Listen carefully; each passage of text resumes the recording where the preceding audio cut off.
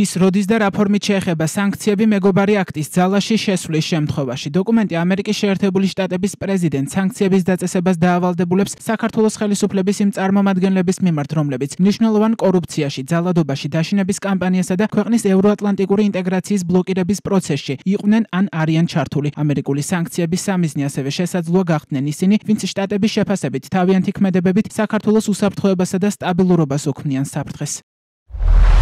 სანქციები შეიძლება შეეხოს ადამიანებს, რომლებიც არიან ან ყოფილან იმ სუბიექტის ლიდერები, რომელმაც ან რომლის წევრებმა ზემოთ აღწერილ ქმედებებში მიიღეს მონაწილეობა და მათი უშუალო ოჯახის წევრები, რომელთაც ამ ქმედებებისგან სარგებელი მიიღეს. აქ აქვს უფლებამოსილება შეეხოს ყველას, ვინც 2014 წლის 1 იანვრიდან ყოფილა საქართველოს პარლამენტის ან მთავრობის წევრი, ან არის საქართველოში არსებული პოლიტიკური პარტიის მოქმედი ან ყოფილი მაღალი თანამდებობის პირი. ნებისმიერი პირი, ვინც საქართველოს მთავრობის სტრუქტურების მაღალ თანამდებობაზეა, მათ შორის სამართალდამცავები, დაზვერვის სამსახური, სასამართლო, ადგილობრივი და მუნიციპალური მთავრობა. მათი ნებისმიერი ოჯახის წევრი, რომელთაც მსგავსი ქმედებებით სარგებელი მიიღეს. სანქციები მიესადაგება მათაც, ვინც ცნობიერად იყო ჩართული მავნე საქმიანობაში. აქტის ძალაში შესვლიდან არაუგვიანეს 90 დღის და პრეზიდენტი ადგენს, ვინ იყო ჩართული საქართველოს ევროატლანტიკური ინტეგრაციის დასაბლოკად მიმართულ კორუფციაში, ძალადობისა და დაშინების საქმეებში. პრეზიდენტს აქვს ინდივიდისთვის სანქციების მოხსნის უფლება, თუ ეს ამერიკის შეერთებული შტატების ეროვნულ ინტერესებში ან თუ შეიქმნა ისეთი პირობები, რამაც ინდივიდისთვის სანქციების მოხსნა შესაძლებელი გახადა.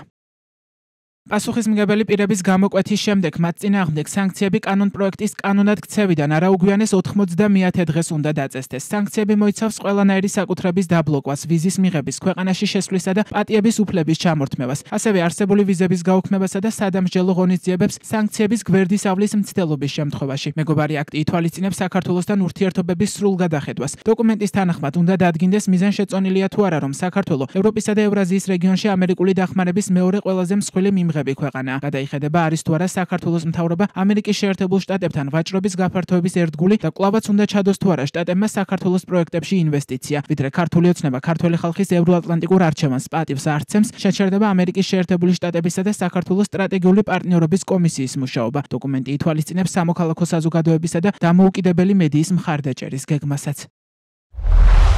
მეგობარი აქტი მოიცავს საქართველოს მთავრობასთან არსებული ყველა დახმარების, მათ შორის უსაფრთხოების დახმარების გადაფასებას, რუსეთს საქართველოს შორის ვაჭრობის შემცირებას, რაც კანონპროექტში განხილულია რუსეთის წინააღმდეგ არსებული სანქციების აღსრულებისთვის საჭირო სქემის ნაწილად. საქართველოში დემოკრატიული უფლებების ხელშეწყობას. აქტი არ ეხება ჰუმანიტარულ დახმარებას, საკვებს, სამედიცინო მიწათმოქმედებისა და სხვა ჰუმანიტარული მიზნის პროდუქტებს. საქართველოში ევროატლანტიკური ინტეგრაციისკენ მიმართული ნაბიჯების აღდგენის შემდეგ გაღრმავდება სამხედრო თანამშრომლობა, რომელიც ასევე მოიცავს უსაფრთხოებისა და თავდაცვის გაძლიერებას. გაღრმავდება სახალხო დიპლომატიისა და აკადემიური გაცვლითი პროგრამების შესაძლებლობები.